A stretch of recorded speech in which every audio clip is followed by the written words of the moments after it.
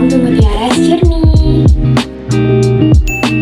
Di journey kali ini tuh aku pengen review hasil MBTI test aku. Jadi beberapa waktu lalu aku tuh kayak nyoba gitu loh MBTI test, terus kayak ternyata soalnya banyak banget dan hasil yang aku peroleh tuh ternyata relate banget gitu sama kehidupan sehari-hari aku. Jadi let's check this out.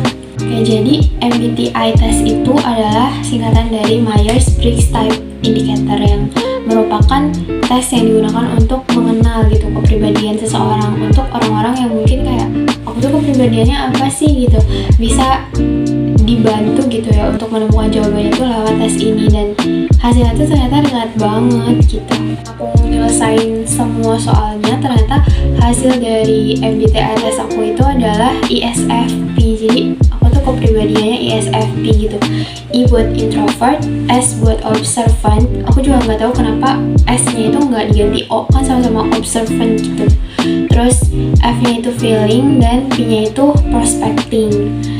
Oke, yang pertama nih ya, aku tuh seorang introvert. Nah, pengertian introvert menurut MBTI test itu katanya introvert adalah seseorang yang lebih menyukai interaksi sosial yang lebih sedikit dan juga menyukai lingkungan yang cenderung lebih tenang gitu.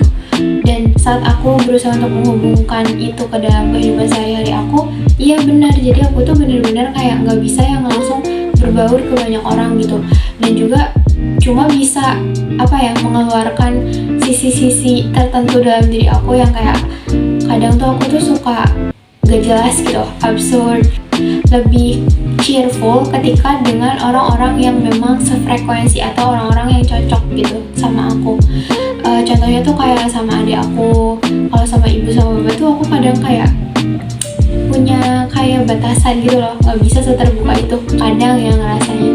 Terus juga sama beberapa teman-teman deket aku yang sefrekuensi sama aku gitu, jadi akurat.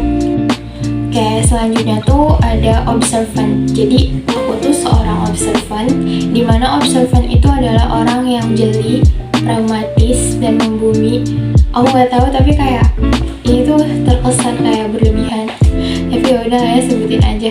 Dan juga aku tuh adalah seorang yang fokus akan sesuatu hal yang sedang terjadi atau yang akan terjadi. Dan itu bener sih kayaknya. Soalnya kadang tuh kalau misalkan ada tugas nih, aku tuh bener-bener kayak bakalan ngerjain tugas itu sampai selesai dan bener-bener fokus banget.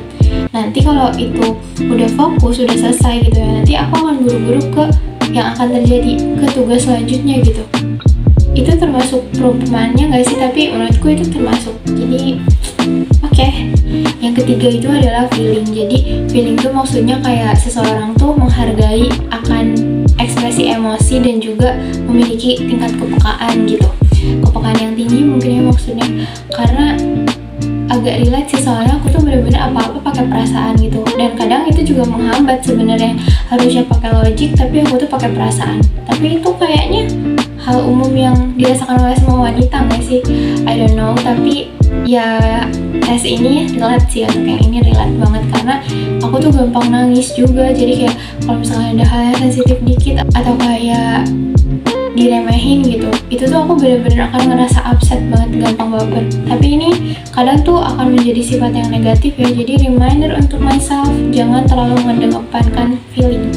Oke. Dan yang aku suka dari deskripsi sifat yang ini itu katanya orang dengan tingkat feeling yang lebih tinggi gitu ya dalam menghadapi sebuah masalah atau kayak dalam kehidupan sehari-hari, itu tuh akan mengedepankan empati dan juga kerjasama gitu. Jadi kayak akan menghargai banget itu, dan ya aku akui itu benar.